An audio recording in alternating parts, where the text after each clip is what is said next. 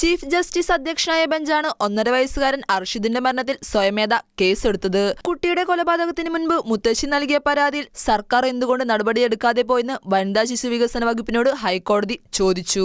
നേരത്തെ നൽകിയ പരാതി അവഗണിച്ചോ എന്ന് പരിശോധിക്കണമെന്നും ഹൈക്കോടതി ആവശ്യപ്പെട്ടു. ഒരാഴ്ചയ്ക്കകം അന്വേഷണ ഉദ്യോഗസ്ഥർ മുദ്രവച്ച കവറിൽ റിപ്പോർട്ട് നൽകണമെന്നും ഹൈക്കോടതി വ്യക്തമാക്കി. ഹർജിയിൽ വനിതാ ശിശു വികസന വകുപ്പിനെ ഹൈക്കോടതി കക്ഷി ചേർത്തു. കുഞ്ഞിന്റെ അമ്മൂമ്മ ചൈൽഡ് പ്രൊട്ടക്ഷൻ യൂണിറ്റ് വിളിച്ച് പരാതി പറഞ്ഞപ്പോൾ വേണ്ട ഇടപെടൽ നടത്തിയില്ലെന്ന് ചൂണ്ടിക്കാട്ടിയായിരുന്നു നടപടി. 1.5 വയസ്സുകാരൻ പീഡനത്തിന് ഇരയായ വിവരം ചൈൽഡ് പ്രൊട്ടക്ഷൻ യൂണിറ്റ് അറിഞ്ഞിരുന്നുവെന്ന് വ്യക്തമാക്കുന്ന മുത്തശ്ശിയുടെ ശബ്ദ സന്ദേശം പുറത്തു വന്നിരുന്നു. മെയ് 29-നാണ് നെടുമങ്ങാട് ചോറ് കഴിക്കുന്നതിനിടെ ഛർദ്ദിച്ചുവെന്ന് പറഞ്ഞ് 1.5 വയസ്സുകാരനെ ആശുപത്രിയിൽ പ്രവേശിപ്പിക്കുന്നത്. പിന്നാലെ കുഞ്ഞ് മരിച്ചു.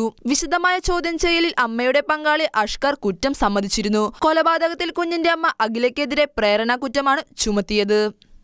ന്യൂസ് ഡെസ്ക് ഷെക്കേന ന്യൂസ്.